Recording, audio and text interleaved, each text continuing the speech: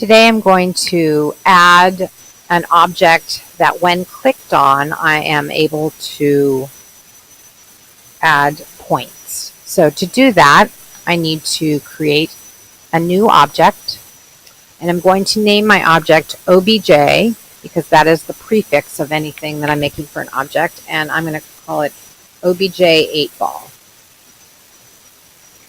And remember, anytime that I create an object, I need to dress it. And we dress it using a sprite, so I'm going to use sprite 8-ball.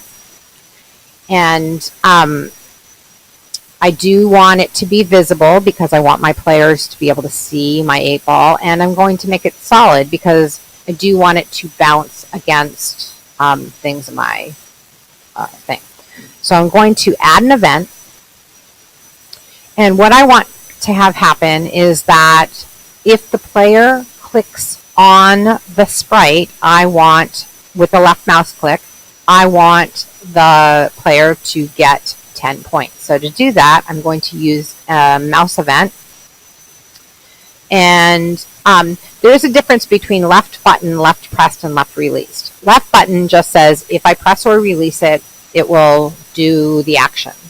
If I do left pressed, it means that every time I click down on my mouse, the action will happen. If I do left released, every time I release the mouse, the action will happen. So for my particular thing, I want to do left pressed. So every time I click on the ball, it's going to score. So I'm going to click on left pressed. And over here, I'm going to come to my score tab.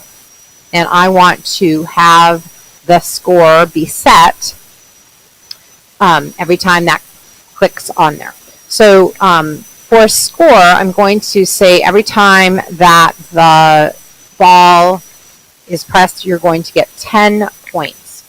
And I want to make those 10 points relative. Remember that when you're setting a score, you need to make sure that you want the score to increase every time someone clicks on it. So if I didn't have a relative check, that would say every time I left pressed, the score would set to 10.